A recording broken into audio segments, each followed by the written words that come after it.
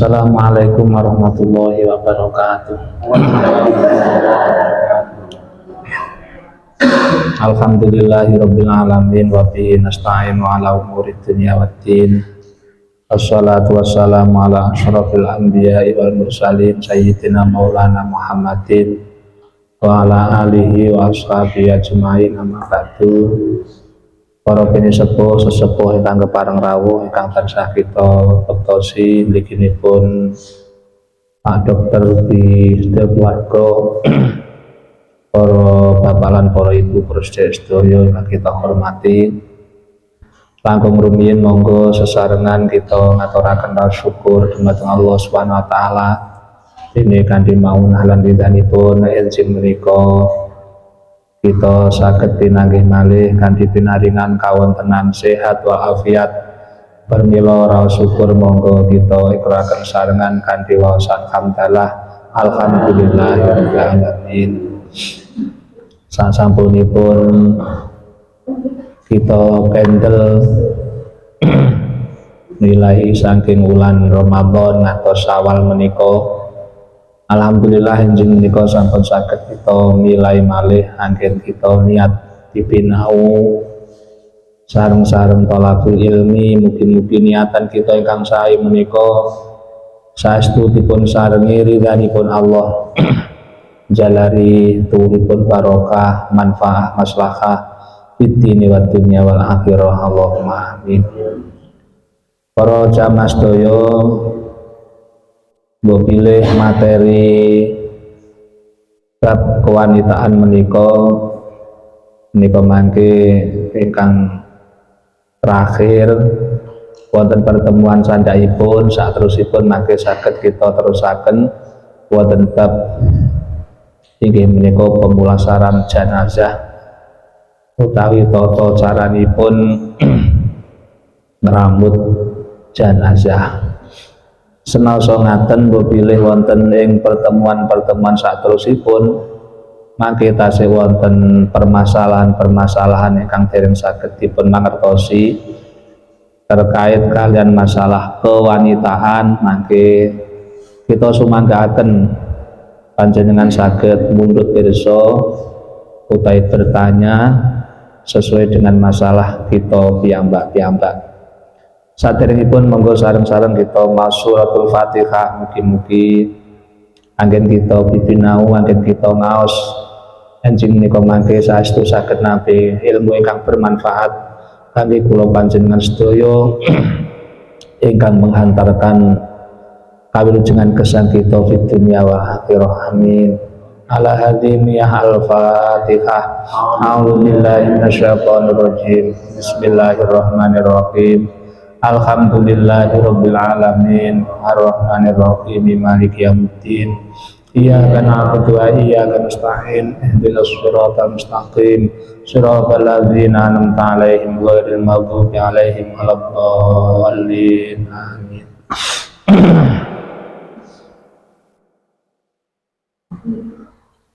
Bismillahirrahmanirrahim.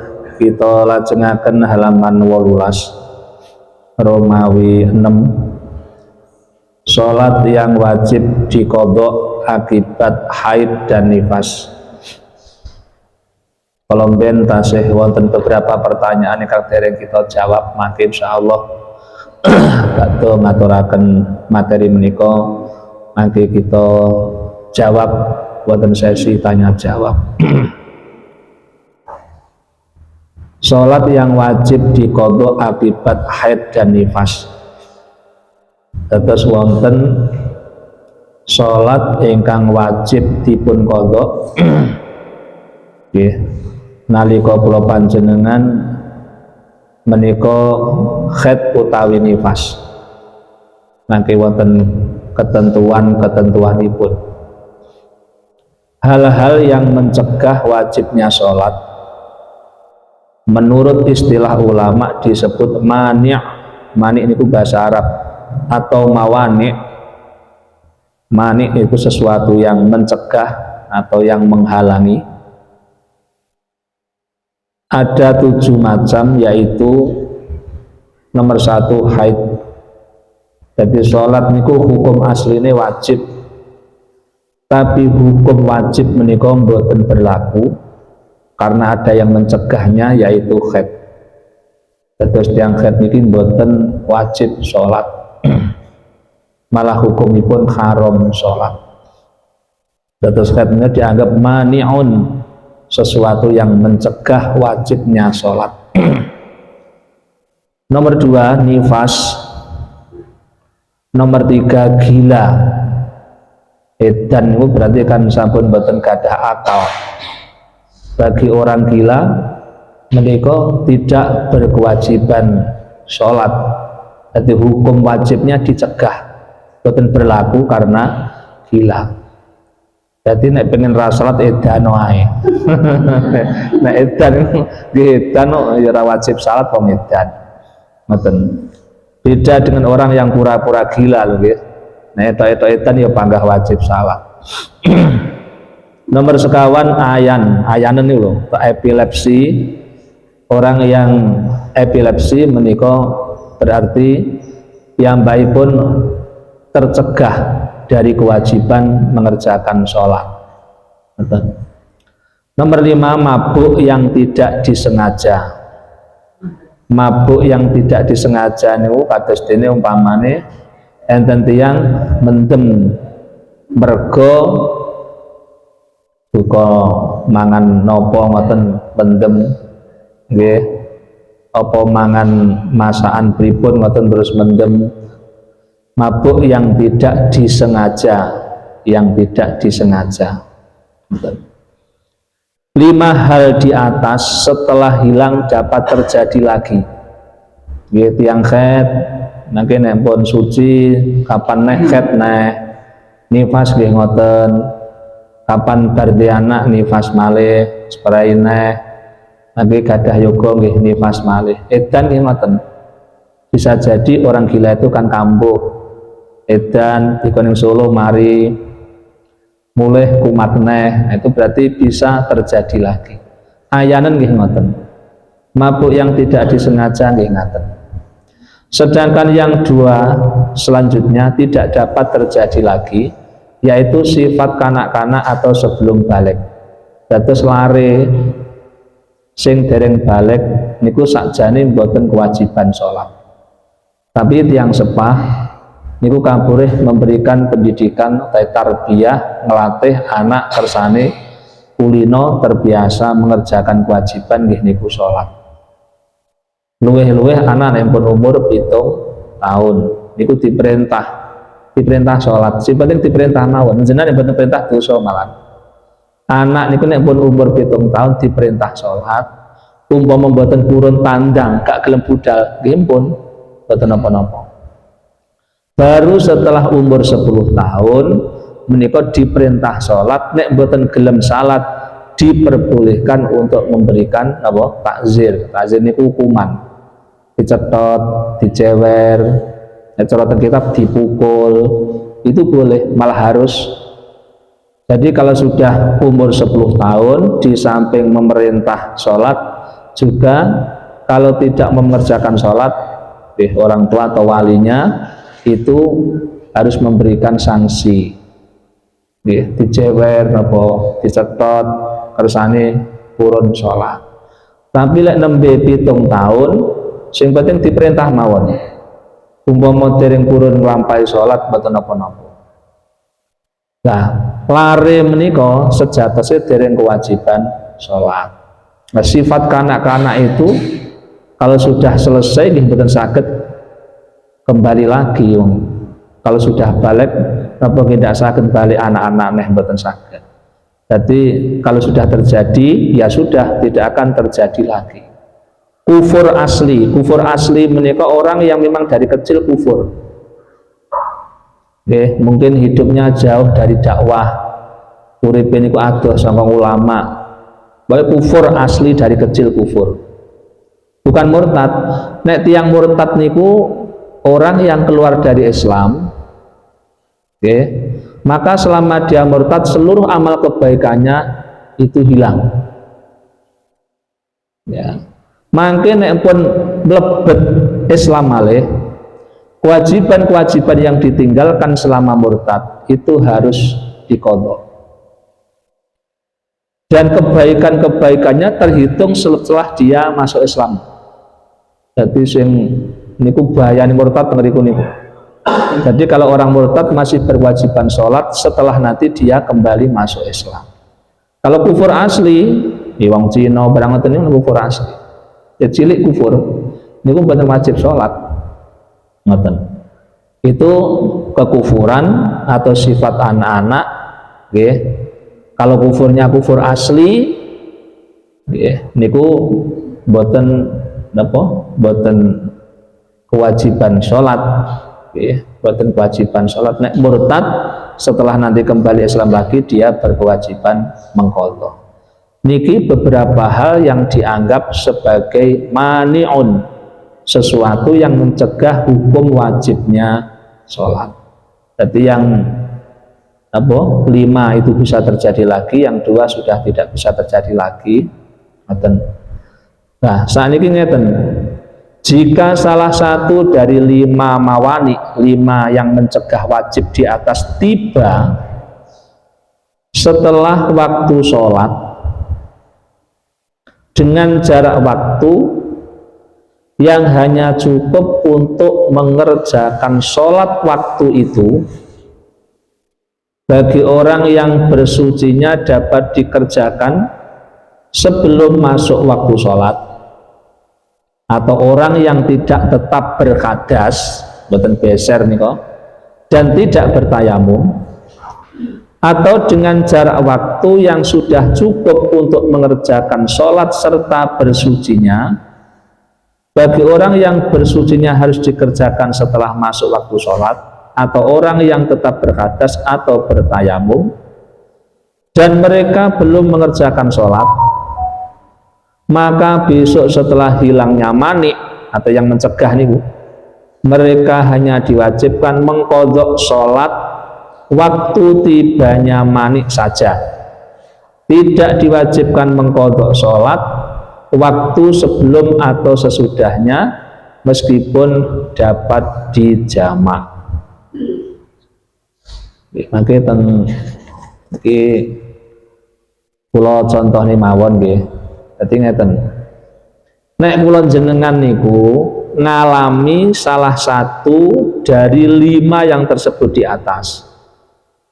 Ya, salah satu dari 5 yang tersebut di atas, haid, nifas, gila, ayanan, mabuk yang tidak disengaja niku.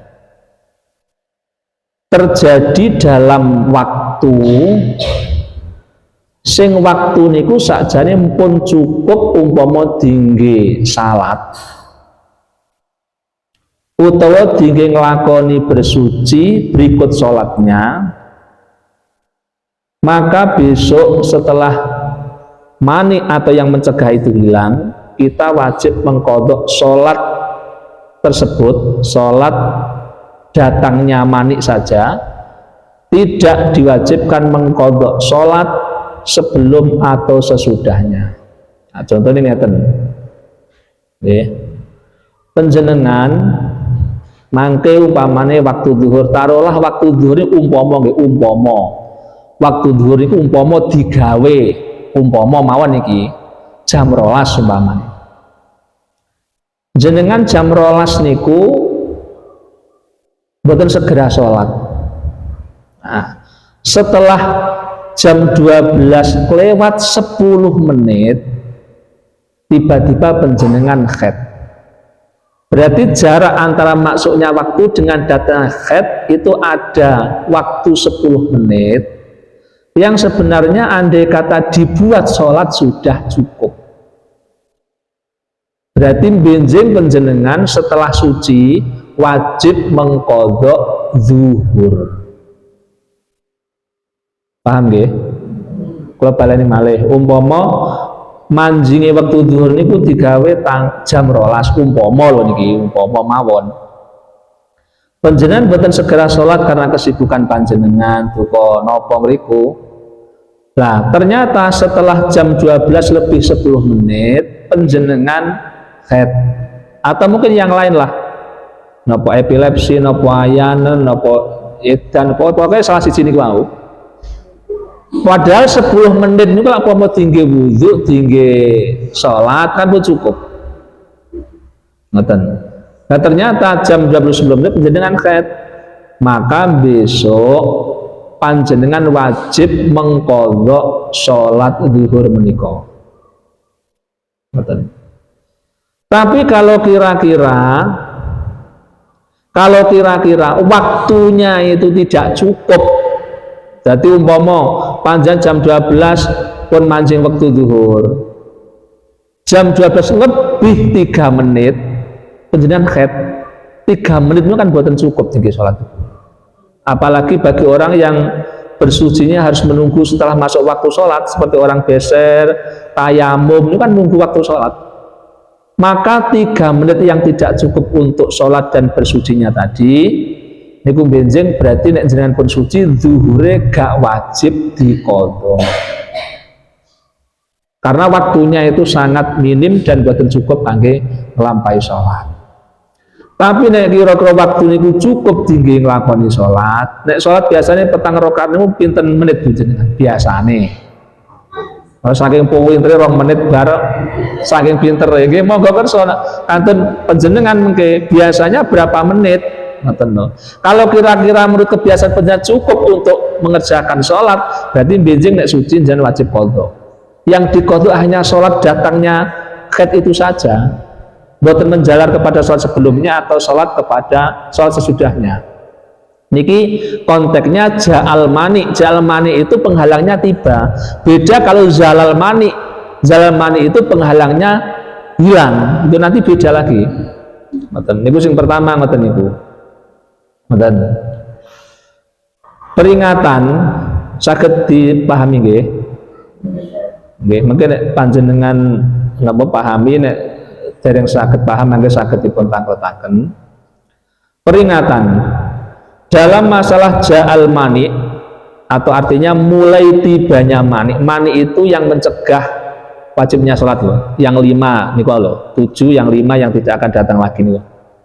Ini banyak orang yang salah paham, sehingga di antara mereka ada juga yang mewajibkan mengqadha sholat waktu sesudahnya tibanya mani. Jadi kalau kasus niku contoh kula jenengan niku enten sing wajib nih kecuali mengqadha zuhur, dia juga mengqadha asar. Mboten ngoten niku kata sing kleru. Ngoten. Kedua pendapat tersebut kedua pendapat tersebut di atas tidak benar berdasarkan kitab-kitab fikih. Sebenarnya masalah ja'al mani atau mulai tibanya penghalang, pencegah yang mengqadha sholatnya dapat menjalar itu khusus bagi orang yang mempunyai 2 mani dengan 2 syarat. Dadose uang sing ketika maniknya itu datang, mani itu penghalang itu datang, diwajibkan mengqadha sholat, mengqadha sholat sebelumnya, mengqadha sholat sebelumnya itu bagi orang yang mempunyai 2 mani, 2 pencegah, penghalang dengan 2 syarat, yaitu 1, mani yang pertama menghabiskan waktu sholat yang pertama. Sholat yang pertama itu berarti nek nyun sewu, sholat yang bisa dijamak itu kan hanya zuhur asar atau zuhur asar dengan maghrib isya. Kalau zuhur asar yang dianggap sholat pertama berarti zuhurnya. Nek maghrib isya sholat pertama berarti maghribnya. Nah, orang yang mempunyai 2 mani dengan 2 syarat niku nomor 1 ngeten. Kalau mani yang pertama menghabiskan waktu sholat yang pertama, berarti zuhur atau maghrib. Nanti contohnya itu ngikik. Nomor 2, mani yang kedua mulai tiba setelah dia suci dari mani yang pertama, selama waktu sudah mampu untuk mengerjakan 2 kali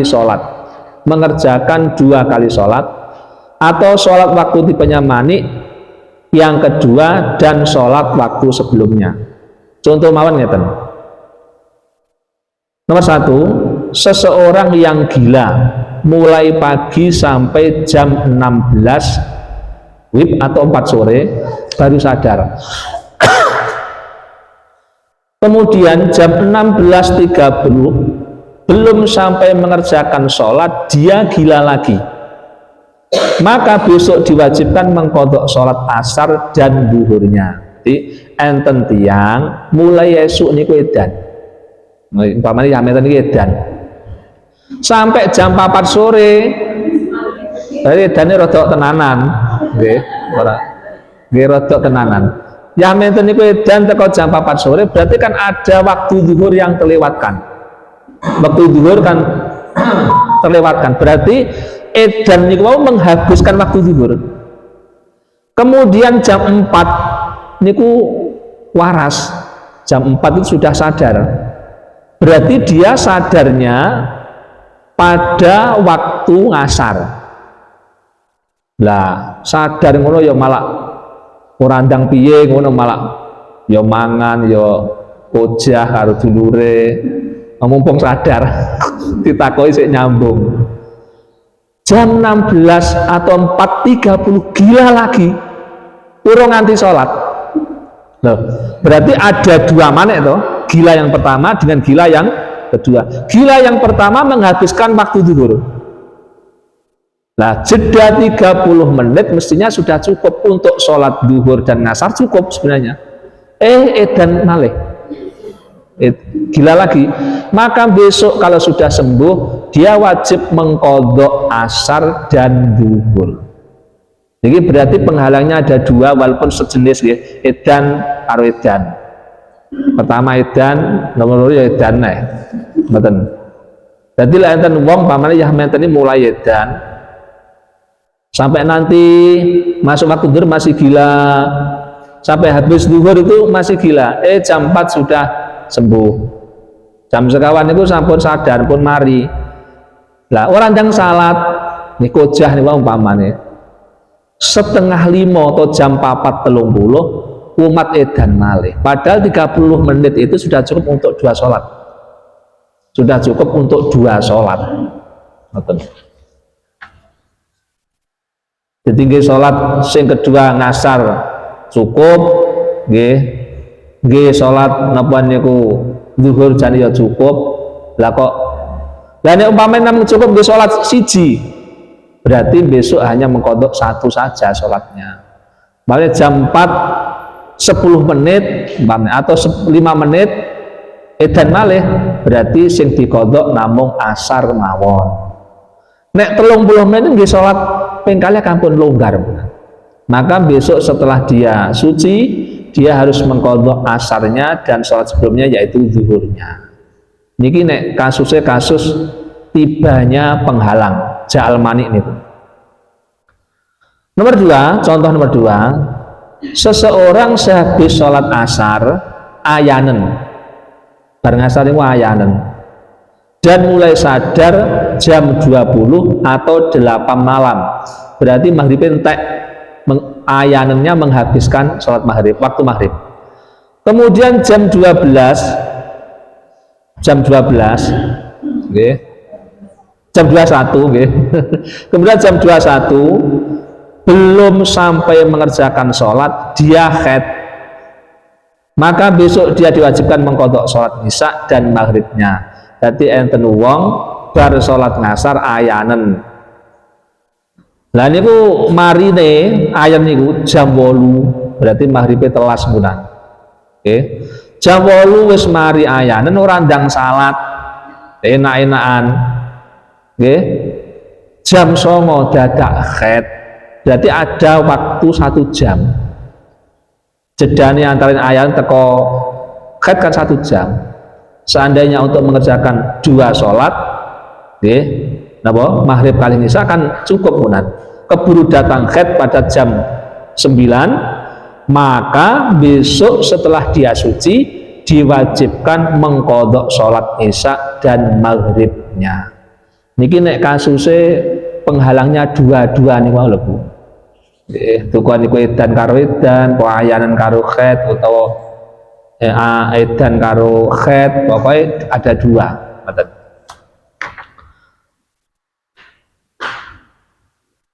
Terusipun bagi seseorang yang hilang mawaniknya, lagi berarti benten malih. Ja'al mani itu berarti penghalangnya datang. Kalau zalal mani itu berarti penghalangnya berhenti. Eneng wong waras sangka edan berarti zalal mane. Ada orang haid kemudian sudah berhenti haidnya, itu berarti namanya zalal mani. Okay. Ada orang ayanen terus mari ayanen ini berarti zalal mani. Nek tekon itu ja'a, nek berhenti hilang itu berarti zala. Iki mangke benten Bu, sholatnya beda, cara mengkodok beda. Ngoten. Tapi iki dipun terangaken. Bagi seseorang yang hilang mawanik ini bentuk jamannya manik dalam waktu zuhur, maghrib atau subuh,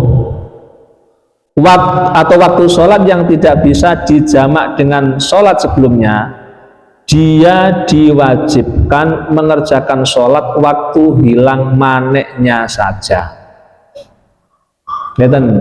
Dadi lek enten wong penghalang atau pencegahnya itu hilang dalam waktu sholat, sing sholatin niku mboten saged dijamak dengan sholat sebelumnya, berarti subuh, zuhur, kali maghrib. Zuhur kali subuh kan mboten saged digabung. Maghrib kali ngasar kan mboten saged digabung. Ngoten. Maka besok setelah hilang mana itu, okay, dia diwajibkan mengerjakan sholat waktu hilangnya manek saja. Niki langsung kalau contoh nih halaman selikur, nanti rotok nyolot-nyolot nggih. Nomor 1 nih, putus haid jam 1 siang atau jam 13. Berarti terjadi waktu napa? Zuhur. Zuhur itu boten saged dijamak kalih subuh. Maka dia hanya diwajibkan sholat zuhur saja dengan ada. Dengan ada ini ngeten Bu, diniati adaan. Jadi umpami nyuwun sewu, mangke jenengan umpama ngeten iki haid nggih. Mangke jam 1 panjenengan sampun berhenti haidnya. Nggih. Berarti waktu zuhur kan masih panjang. Kalau misalnya taruhlah jam waktu asar ini 3 jam 3 umpamanya kan. Berarti masih ada 2 jam. Masih 1 jam. Nek jam 1 niku sampun berhenti, berarti sampai ngasar kan masih ada 1 jam. Misalnya ngoten Bang. Berarti panjenengan mangke wajib sholat zuhur mawon, niate usolli fardhu zuhri. Kalau sendirian nggih, arba'an rakaat mustaqbil kiblati adaan. Tapi lek kira-kira waktu zuhur niku misalnya tinggal napa niku jenenge waktu yang hanya cukup untuk takbiratul ihram saja, tidak cukup untuk 1 rakaat, panjenengan niatnya berarti qadhaan. Niatnya berarti qadhaan. Nomor 2 lagi contohnya, putus haid pada waktu zuhur tinggal setengah menit. Setengah menit kan terkesima waktu setengah menit. Setengah menit untuk sholat 1 rakaat kan tidak cukup. Maka panjenengan wajib sholat zuhur, tapi niatnya bukan adaan, qadhaan. Dan ini sing rawan Bu. Kadang-kadang karek setengah menit, kadang-kadang malah gak konangan habis mampet. Konangannya ternyata wis masuk waktu ngasar. Padahal sebenarnya waktu zuhur masih tersisa setengah menit, dia sudah berhenti haidnya. Itu kewajiban sholat loh, zuhurnya. Kalau waktunya itu tidak cukup untuk sholat 1 rakaat, maka panjenengan niatnya qadhaan. Jadi zuhurnya diqadha. Tapi kalau cukup untuk 1 rakaat minimal nggih, 1 rakaat itu telah dibuat 3 menitan lah. Pamane, panjenengan niatnya tetap adaan. Kalau langsung malih. Kasus berhentinya mani atau pencegah kewajiban sholat nimpau. Kalau hilangnya mani itu tadi setelah masuk waktu sholat, yang cukup untuk mengerjakan sholat, berarti panjenengan wajib mengerjakan sholat waktu itu dengan cara adaan niate. Tapi kalau waktunya tidak cukup untuk 1 rakaat, misalnya di takbiratul ihram wis entek, maka tetap wajib sholat, niatnya qadhaan. Ngoten. Niki contoh yang pertama ngoten niku. Paham napa bingung? Paham napa bingung? Terus bingung kalau baleni malih. Umpama nggih panjenengan sudah beberapa hari haid. Nah, misalnya nanti umpama kalau gawe zuhur niku masuk waktunya jam 1 umpama loh, atau jam 12 mawon. Jam 12 nggih, jam 12. Nah, jam 12 lebih 10 menit haid panjenengan sudah berhenti. Berarti waktu 10 menit niki andai kata untuk sholat, untuk sholat kan cukup. Walaupun hanya 1 rakaat. Berarti panjenengan nanti setelah tahu berhenti haidnya, terus mandi, panjenengan langsung sholat duhur, niate adaan. Duka niku makmum, duka niku sholat dhewe, pokoknya nganggo tembung adaan. Nggih. Tapi umpama jenengan mangke nyuwun sewu ngeten iki haid beberapa hari, mangke pas duhur karek sak menit bareng ngoten wis ngasar, jenengan haidnya berhenti. Waktu duhur tersisa tinggal 1 menit, haid berhenti, panjenengan tetap kewajiban sholat duhur, tapi niate qadhaan. Mergo sak menit niku mboten cukup dikengge nglakoni sholat 1 rakaat. Ukurane 1 rakaat. Niki nek mampete haid niku pada waktu sholat yang pertama, duhur kali maghrib. Beda lagi kalau nanti mampetnya itu pada sholat yang kedua, beda lagi. Tentuku, oke. Nanti kalau malih kalau contohnya malih, umpamane maghrib maghrib panjenengan haid beberapa hari.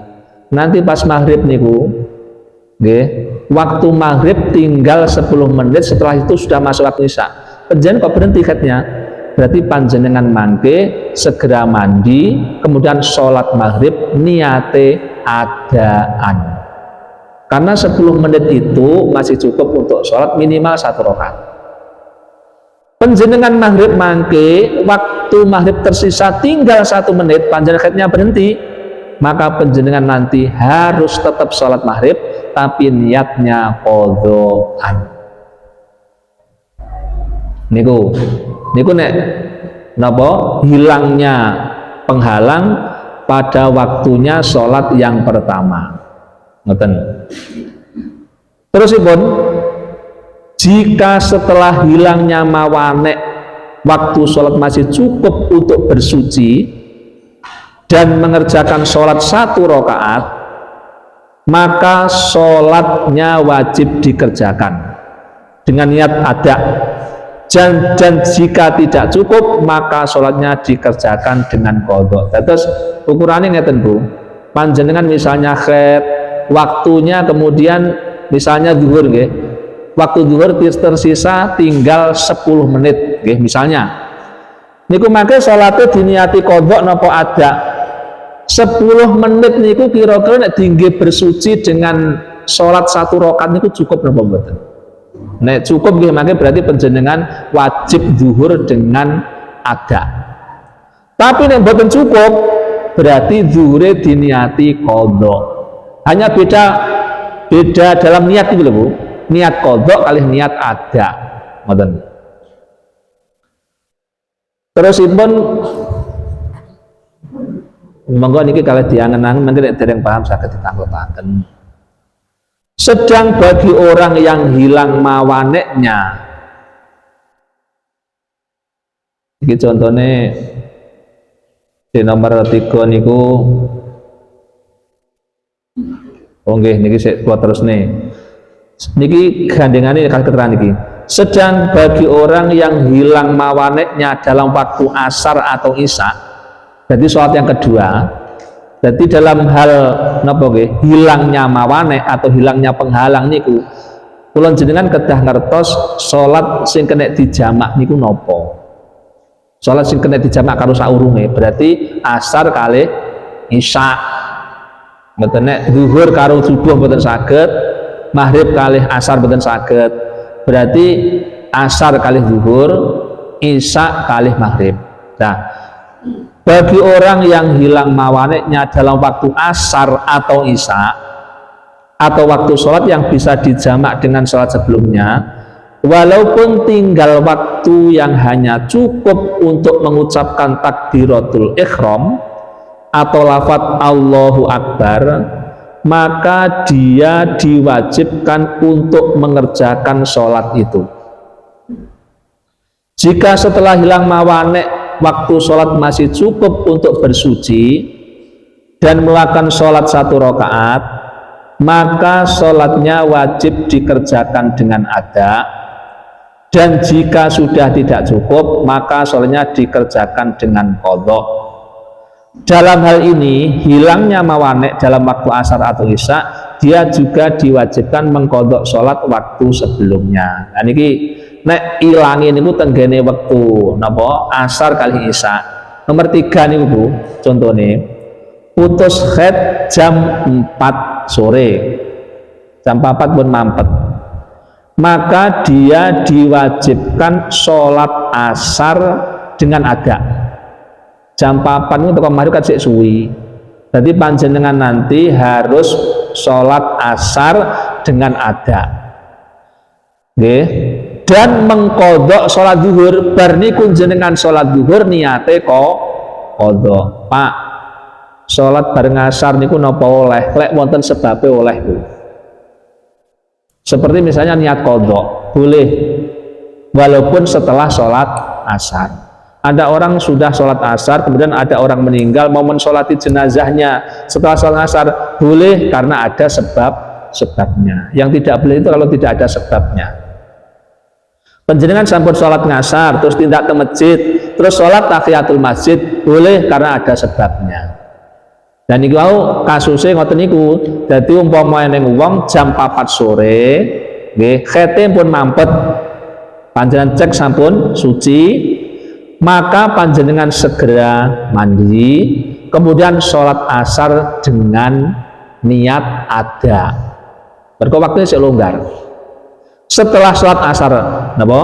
Ada panjenengan niat ngodoi sholat zuhur. Pak, kalau misalnya sholat zuhurnya tidak dikodok setelah sholat asar itu, dikodok nanti malam, boleh, pokoknya dikodok.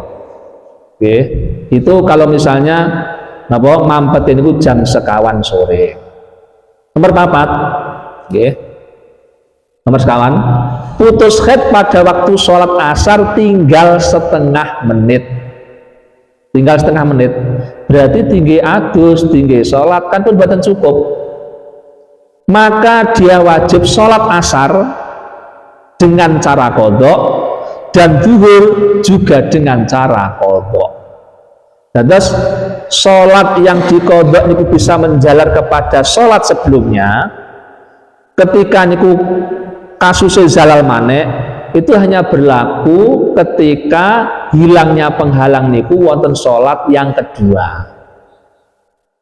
Oke, niki monggo sajane kok pada bingung iki piye sajane. Bingung tenan. Pun nanti kalau baleni malih nggih, kalau baleni niki kasusnya zalal manek loh, betul ja'al manek. Kalau ja'al manek itu datangnya penghalang. Niki zalal manek hilangnya penghalang. Penghalang itu nggih khaid, nggih nifas, ayanan, barang niku lho Bu. Nggih. Pun saat ini umpama kalau gawe ayanan mawon ya ayanan, enten tiyang ayanan jam 1 awan niku mari. Ngoten. Nah, jam 1 awan niku tekone zuhur kanthi sik dangu. Nah, umpama tinggi atus, umpama tinggi wudhu, tinggi salat, kan tasik cukup. Berarti wong sing mari ayanan niku wau namung dipun wajibaken sholat zuhur mawon niate ada. Mergo zuhur niku ora kena dikodok, ora kena dijamak karo subuh. Nah, saniki umpama eneng wong ayanen ning gone wektu asar, mari. Taruhlah jam 4 niku mari ayanene. Ayanene mari, jam 4 niku mari. Ngoten. Terus dia ini langsung wudhu salat. Berarti dia nanti diwajibkan mengerjakan sholat asar ada karo mengkodok zuhur. Jadi asare ada, zuhure kodok. Mergo asar karo zuhur kena di jamak. Ini bedanya niku lho Bu. Nek eneng wong ayanen jam 1 awan, nggih, mari jam 1 niku piyambake namung wajib sholat zuhur mawon ada, niate ada. Orang menjalar ke sholat yang lain karena apa? Zuhur tidak bisa dijamak dengan subuh. Dan sebelum tidak bisa. Saat itu enten wong ayanen jam 4 mari. Berarti waktune teko maghrib kan sik suwi. Wong sing ayanen jam 4 mari niki berarti dia wajib sholat ngasar ada dan wajib mengkodok zuhur dan wajib mengerjakan zuhur dengan kodok. Mergo asar karo zuhur kena dijamak. Ngoten. Malih nek mriki enten wong khaid ning gone wektu maghrib. Ning gone wektu maghrib niku khaid mampet khaite. Nggih. Wektune sik longgar nggih salat sak rakaat ya sik cukup, nggih adus sik cukup. Maka dia hanya diwajibkan sholat maghrib mawon ada. Nek wektune sik cukup lho. Nek waktu maghrib karek sak menit berarti dia memang wajib sholat maghrib tok kodok mergo karek sak menit. Nek maghrib mergo maghrib gak kena di jamak karo ngasar. Saat ini nek isya enten wong pas ngisa niku kaite mampet tinggi adus tinggi salat ngisa sik cukup waktu nih wong ngisa niku panjang waktu nih. Berarti dia sholat ngisa apa? Ada mangke mengerjakan maghrib tapi niate kodok. Nek bingung diwalik klampine. Nggih. Mangke cobi dipun maos nggih. Niki dadi kasusnya niku ja'al manik dengan zalal manik. Ja'al manik itu penghalangnya datang, itu beda loh mangke. Beda. Kemudian nek zalal manik niku penghalangnya hilang. Nek ja'al manik itu hanya diwajibkan apa? Mengkodok sholat pada waktu datangnya manik saja. Kalau jarak waktunya sudah cukup untuk sholat. Nek boten cukup boten. Niku kalau ja'al manik. Contohnya niku lho Bu. Jenengan zuhur ngeten iki zuhur mangke kanjang salat-salat ngoten, kanjang salat-salat. Dadak moro-moro jam 10 menit jenengan moro-moro khaid. Lah 10 menit niku tinggi sholat kan pun cukup. Berarti jenengan binjing kodok zuhur tok. Niku nek ja'al manik lho nggih. Zuhur. Nek zalal manik beda lagi. Beda lagi. Ngoten. Bedane tentu didelok salat niku saged dijamak kalih salat saderenge napa mboten. Nek mboten saged dijamak kalih saderenge, berarti nggih namung ngodok salat setunggal. Niku nek wektune pun mboten cukup. Nek wektune cukup nggih ada mboten mawon. Mboten. Kecobi kalih diangen-angen mangke nek dereng paham kula wangsuli malih penjelasannya. Catatan ada itu artinya mengerjakan sholat pada waktunya. Jadi sholat di dalam waktu itu jenenge ada. Qadha mengerjakan atau mengganti sholat yang telah ditinggalkan. Berarti qadha itu mengganti sholat yang telah ditinggalkan. Jadi mengqadha sholat itu waktunya bebas Bu. Umpama jenengan ngodok sholat maghrib, leh ngodok mboten kudu ngenteni waktu maghrib. Terus bebas waktu zuhur ya oleh antara ya ngodok. Ngodok itu tidak pada waktunya. Itu bahasa tenggene niat enten adaan enten qadhaan. Syarat wudhu dan mandi ini sudah dipenangertosi. Syarat sahnya wudhu dan mandi ada 13. Ini sakjane ada 11. Yang 2 itu nanti berlaku bagi orang yang terus menerus berhadas. Syarat sahnya wudhu dan mandi ada 13. Nomor 1 Islam. Jadi orang non muslim wudhunya tidak sah, mandinya tidak sah.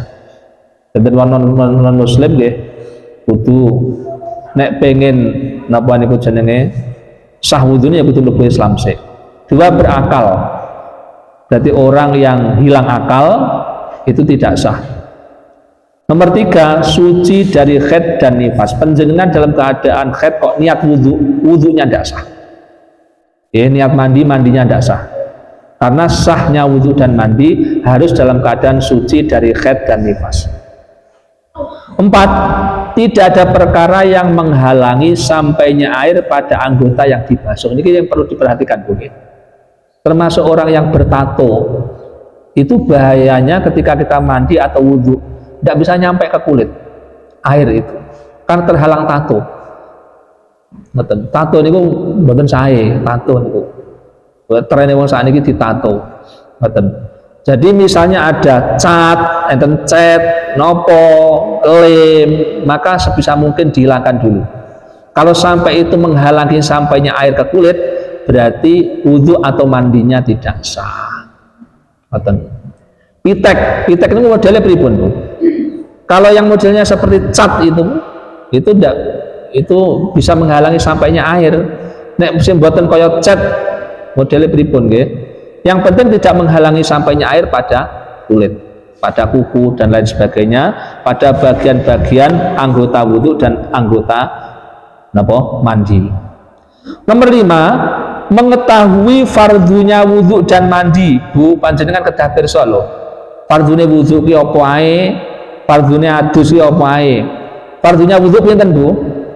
6. Kedah ngertos niki. Mangke lajeng boten pirsa iso gak sah wudhuke. 6 niku napa? Nomor 1 nih niat. Nomor 2 membasuh muka. Hati-hati kalau membasuh muka, sing dibasuh mulai tumbuhnya rambut niki sampai sini, sampai bawah. Kayak wudhu jenengan ngeten. Niki bawah janggut ini di ketemu. Ampun teng ngarep tok niki dereng tersentuh kok. Belum tersentuh air nanti wudhunya tidak sah. Ya, jilbab dibuka dulu, nanti kemudian wudhu. Pokok rata muka nih. Ini sore kuping nih. Ngeten. Jadi pomok ngeten. Itu membasuh muka, niat membasuh muka. Membasuh kedua tangan sampai kedua siku. Sikute kudu diwasuh.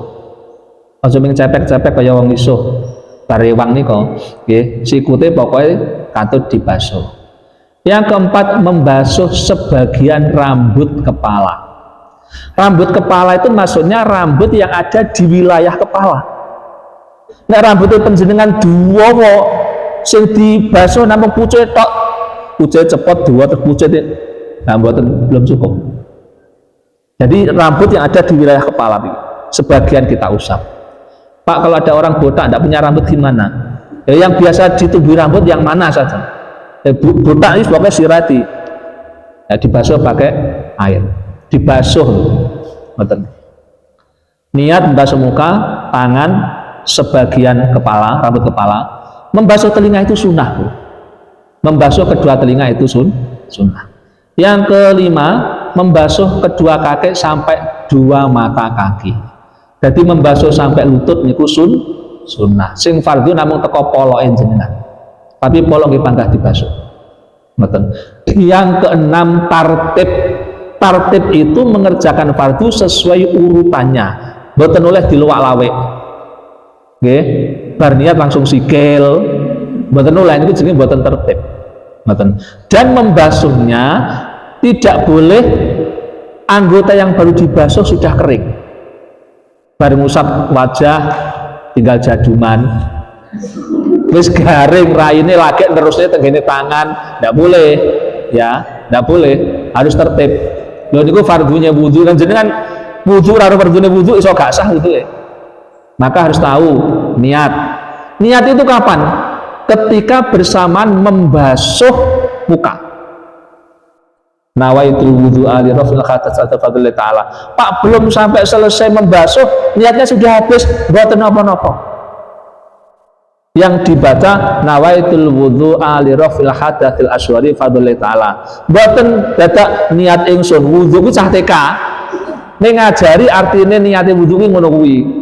Jangan mboten sah niat ingsun wudu krana ngilangaken hadas, mboten. Itu ndak. Nggih.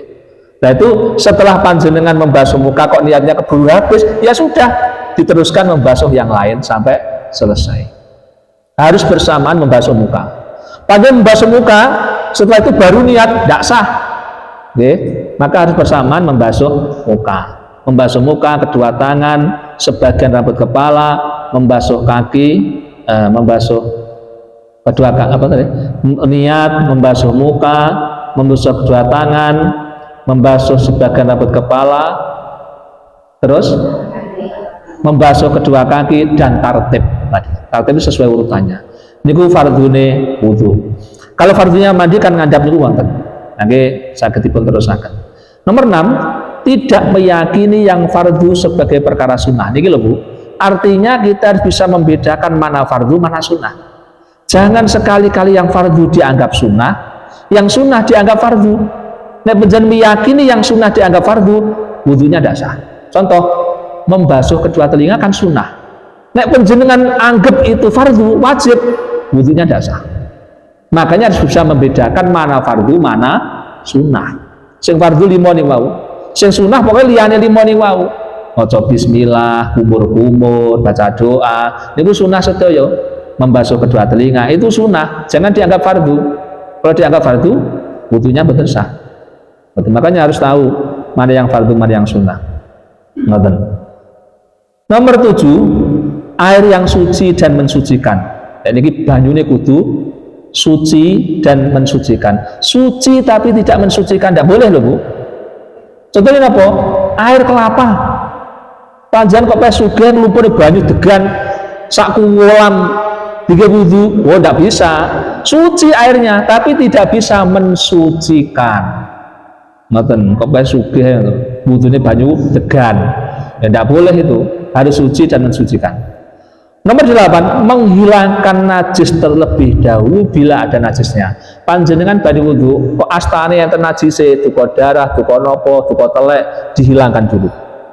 Biar suci, setelah suci baru wudu, baru mandi. Ngoten. Sambil wudu, sambil menghilangkan najis, mboten kenging. Tidak boleh.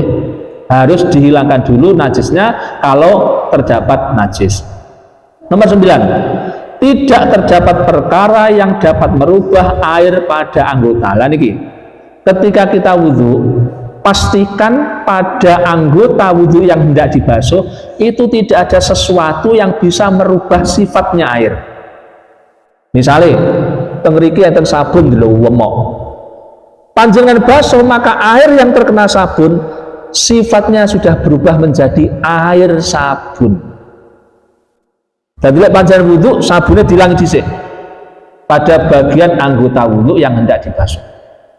Mboten oleh jenengan rai sabunan diniati wudu, mboten oleh. Karena air yang mengenai muka yang sudah ada sabunnya, namanya airnya menjadi air sabun. Nah, itu berarti merubah apa? Makna, nama atau sifatnya air. Nomor 10, tidak boleh menggantungkan niat wudhu atau niat mandi. Menggantungkan niat wudhu, niat mandi mboten oleh Bu. Contohnya ngeten, engko nek mbokku teko aku niat wudhu. Loh, mau niat wudhu saja digantungkan dengan terjadinya sesuatu itu tidak boleh. Wis wudhu niat wudhu ya niat wudhu ngoten. Engko nek aku mulai sekolah aku niat tadus, tidak boleh. Tidak boleh digantungkan dengan peristiwa yang lain. Ngoten. Nomor 11, air yang ada pada anggota harus mengalir. Namanya membasuh dengan mengusap itu beda.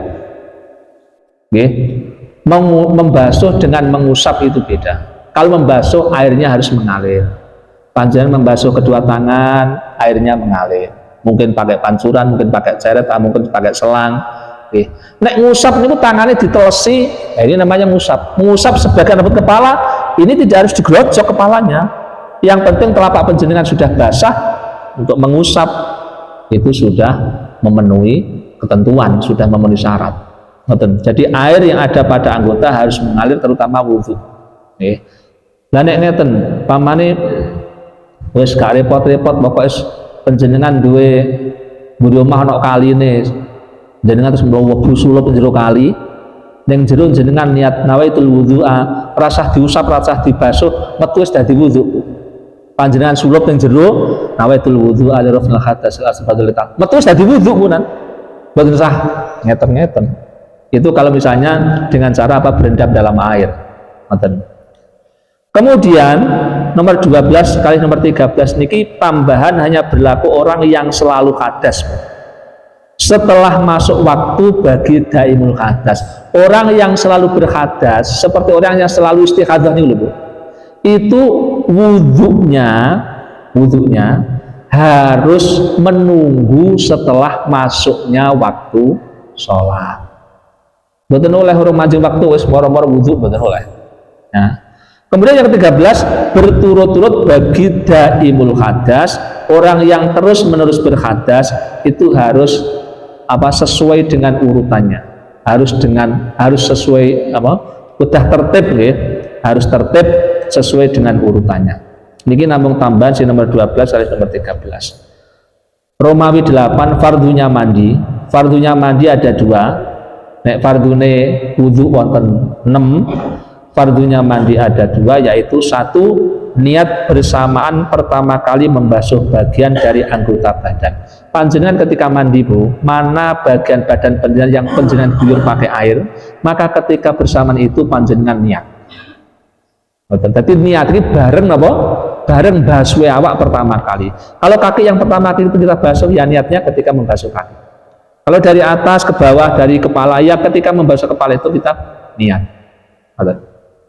Yang dua, meratakan basuhan ke seluruh kulit dan rambut. Niki fardunya wudhu. Jadi fardunya mandi itu pertama niat bersamaan pertama kali membasuh bagian dari badan. Nomor dua, meratakan basuhan ke seluruh kulit dan rambut. Romawi 9, niat mandi ini. Niat mandi bertempat di dalam hati dan sunnah diucapkannya. Berikut ini adalah niat mandi baik mandi jinabat, haid, nifas maupun wiladah atau sehabis melahirkan. Terus niat mandi niku sing singkat niki Bu. Panjenengan badhe haid niate niki kenging, badhe nifas nggih niki, bareng lairne nggih niki. Niki pun mencakup nawaitul ghuslal wajiba lillahi ta'ala. Aku niat mandi wajib karena Allah Ta'ala. Wonten sing ditafsil, diperinci, nawaitul ghusla li raf'il hadasil akbari minal haidi minan nifasi. Nah niku kenging mawon fardhu lillahi ta'ala, kenging. Nek sing niki mesti kena diki napa mawon, kena bar nifas, bar haid, bar kumpul bojo nggih oleh niki.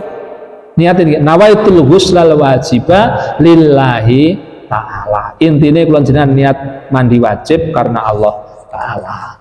Kula kinten menika ingkang saged kita tambahaken nggih, menawi wonten ingkang perlu dipun tangletaken saderengipun kula menjawab pertanyaan ingkang sampun dipun tulis kolom ben nika. Tasih wonten beberapa pertanyaan ingkang dereng kula jawab niki. Monggo nek wonten pertanyaan sing terkait niku nggih monggo Bu.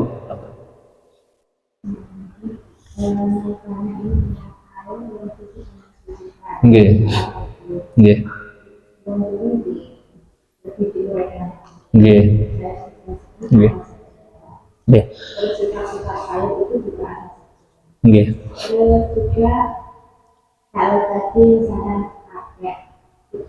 Nggih. Nggih. Nggih. Nggih. Nggih. Nggih. Nggih. Nggih. Nggih. Nggih. Nggih. Nggih. Sampun. Nggih.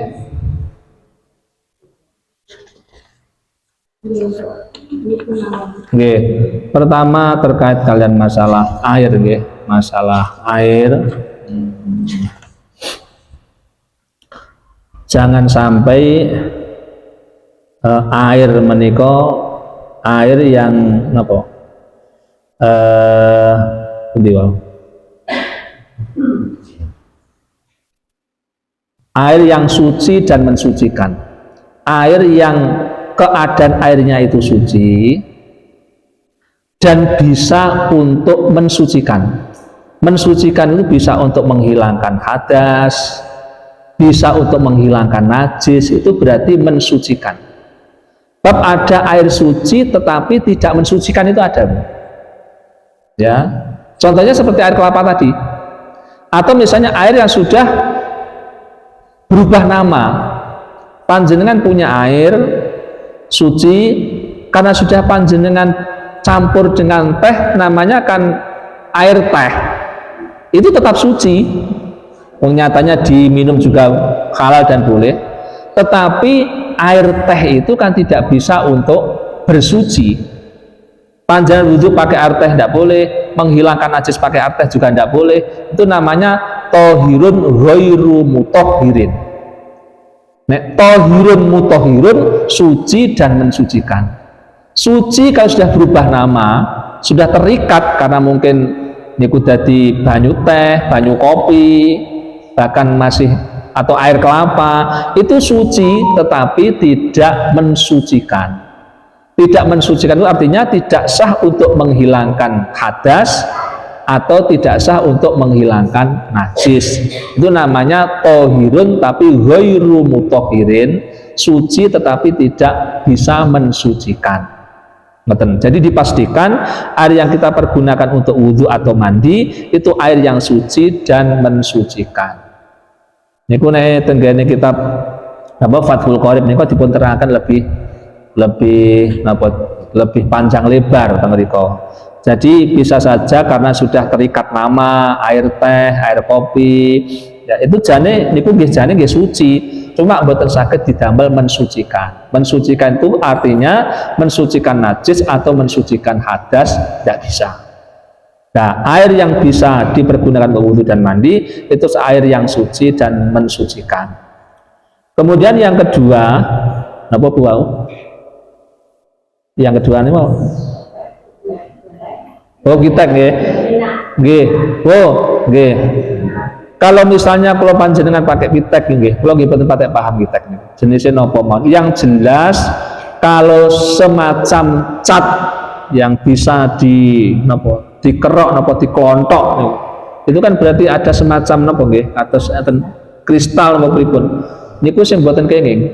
Kalau hanya nggih nek napa kaya modele kaya pacar barang ngoten niku lho. Nek niku mboten napa-napa. Jadi yang pokoknya yang nanti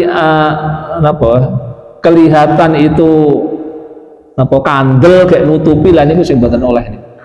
Nek modele kados pacar, kita tapi modele kados pacar mboten napa-napa. Mboten. Jadi pomo didemok ora ketok kandel anu mboten. Yang penting dipastikan tidak menghalangi sampainya air kepada kuku. Mboten. Kula mboten paham nek jenis pitek niku napa mboten paham.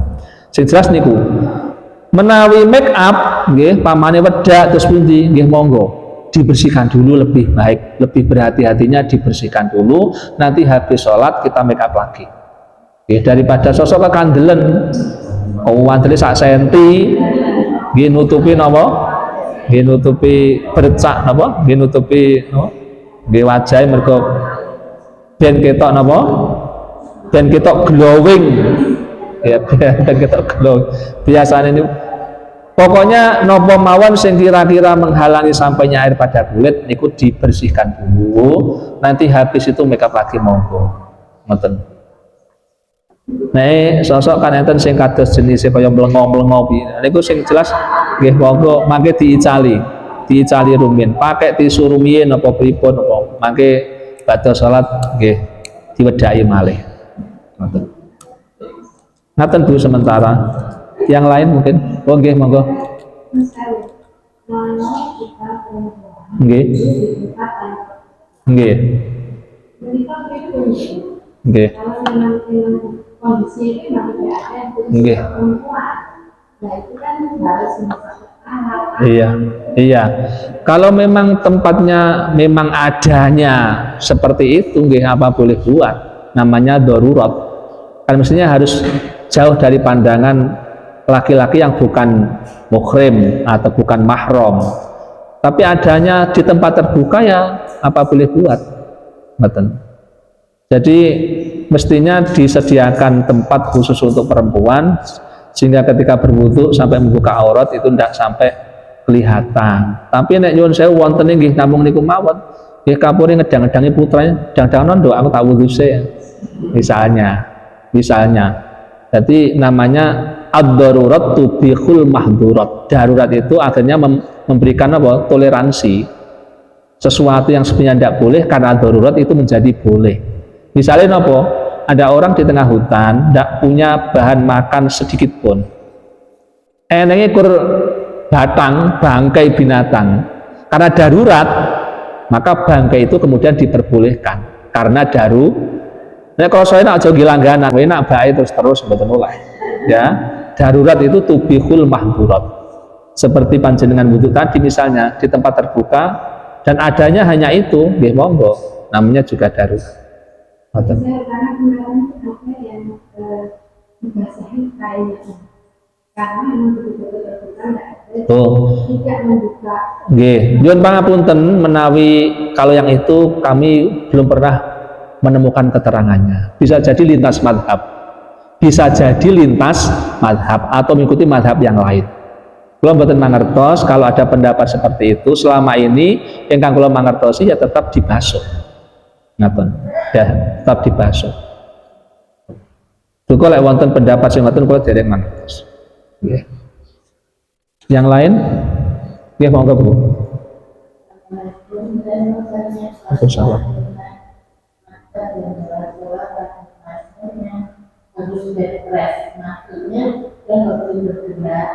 Nggih. Nggih. Semampunya Bu. Sholat itu semampunya.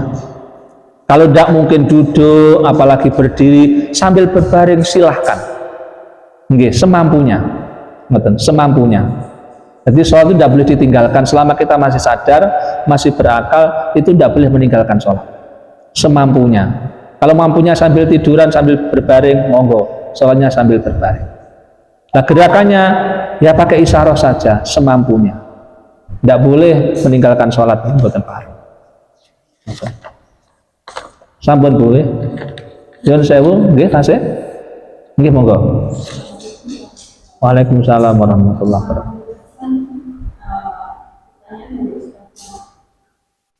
Nggih. Kondisi yang tidak nggih. Nggih. Nggih.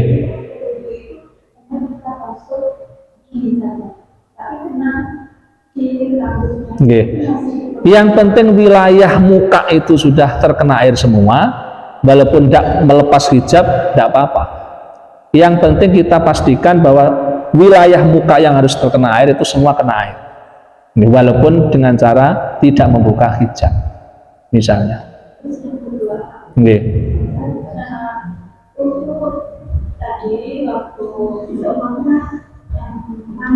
Iya. Kita ada yang namanya kodok. Iya. Rakaatnya rakaat sholatnya itu sama atau disingkat? Boten sama. Jumlah rakaatnya tetap sama. Kalau 4 rakaat yang tetap 4 rakaat. Niatnya hanya yang mestinya itu biasanya pakai ada diganti qodhoan, bukan adaan tapi qodhoan. Nih, nambung niku tenggene niat. Nggih. Sampun nggih. Niki pertanyaan yang belum sempat kita jawab waktunya keburu habis kalau mben. Assalamualaikum, niki mungkin pertanyaan keluar dari topik. Kenapa nifas seringkali dikatakan masa kritis bagi seorang wanita yang setelah melahirkan dan dampak mental bagi seorang wanita? Niki jawabanipun ya, karena jawabanipun boten referensinya itu tidak apa? Referensinya tidak berupa penjelasan di kitab ya. Niki ngeten. Jadi masa nifas itu seringkali dikatakan masa kritis.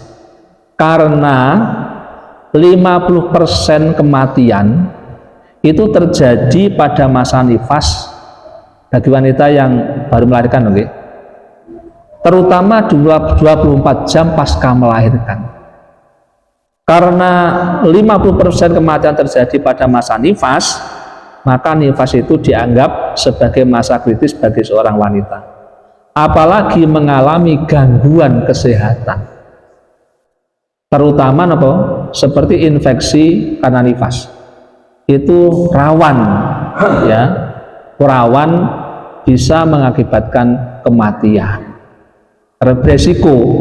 Makanya dianggap sebagai apa? Masa kritis bagi sebagian wanita. Jadi 50% berdasarkan apa? Penelitian itu karena mengalami kematian pada masa nifas setelah melahirkan. Niku sing berkaitan dengan pertanyaan niki, masa kritis niki. Terus yang nomor terusipun,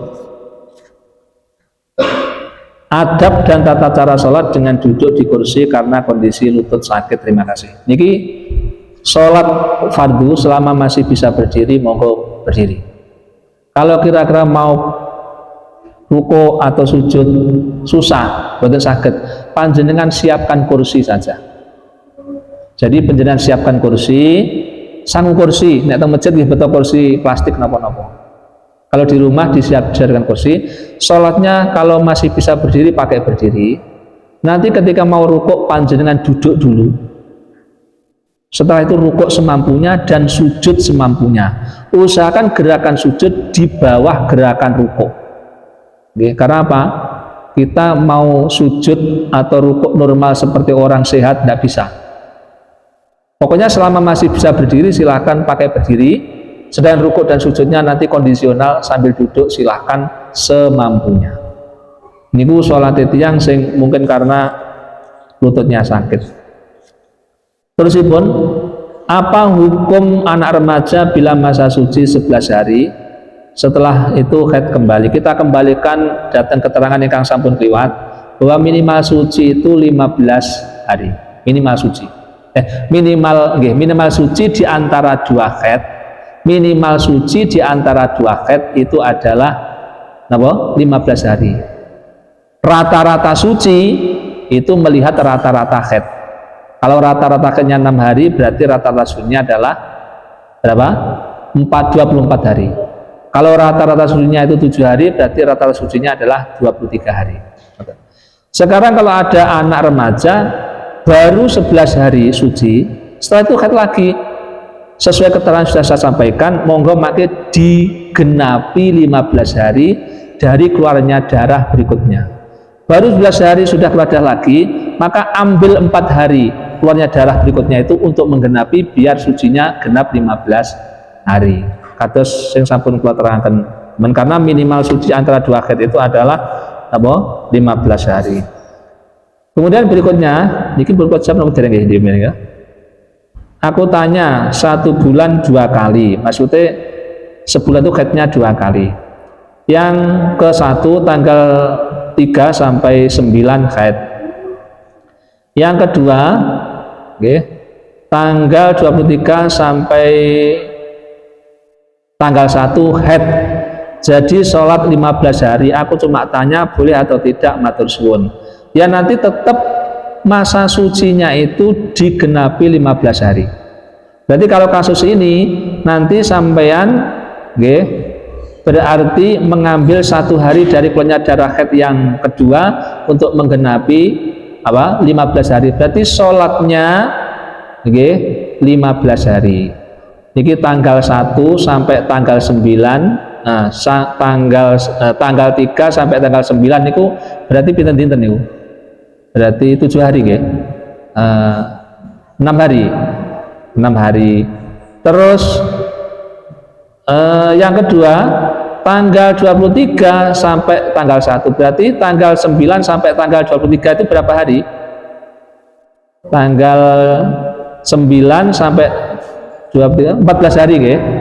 Maka nanti digenapi 1 hari lagi biar genap 15 hari. Berarti sholatnya memang hanya 15 hari itu. Setelah itu karena sudah masuk haid yang kedua, dia sudah tidak wajib sholat, bahkan haram melakukan sholat. Kalau kita menikah yang sakit kita tambahkan, mungkin nanti ada lagi yang perlu ditanyakan, monggo sakit ditulis, besok untuk pertemuan berikutnya bisa kita jawab. Kalau kita ngaten monggo sareng-sareng donga nyuwun dhateng Allah, mugi-mugi sedaya hajat kula panjenengan sedaya hajat dunya akhirat ingkang sae dipun ijabah dening Allah, barokahipun pengaosan injil menika, Allahumma amin. Allahumma sholli ala sayyidina Muhammad wa ala ali sayyidina Muhammad sayyidil awwalin wal akhirin wa sallim radhiyallahu tabaraka wa ta'ala kulli sahabati rasul ajmain. Alhamdulillahi rabbil alamin hamdan yuwafi ni'amahu yukafi mazidah. Ya rabbana lakal hamdu kama yanbaghi li jalali wajhikal karim wa 'azimi sultanik. Allahumma sholli ala sayyidina Muhammad wa ala ali sayyidina Muhammad salatan taftahu lana biha babar ridha wa taysir wa taghliqu biha babash syarri wa ta'sir wa takunu lana biha waliyya wa nasira ya ni'mal maula ya ni'man nasir. Allahumma anfa'na bima 'allamtana wa 'allimna ma yanfa'una warzuqna ilman yanfa'una. Allahumma ja'alna wa auladana wa dhurriyyatina min ahli ilmi wa ahli khair ولا تجعلنا وإياهم من أهل الشر والضير. اللهم جنبنا وإياهم منكرات الأخلاق والأعمال والأهواء والأدواء. اللهم إنا على ذكرك شكرك وحسن عبادتك. ربنا هب لنا من أزواجنا ذرياتنا قرة أعين واجعلنا للمتقين إماما. ربنا آتنا في الدنيا حسنة وفي الآخرة حسنة وقنا عذاب النار. وصلى الله على سيدنا محمد النبي وعلى آله وصحبه وبارك وسلم. سبحان ربك رب العزة عما يصفون wassalamun ala mursalin walhamdulillahi rabbil alamin. Al-Fatihah.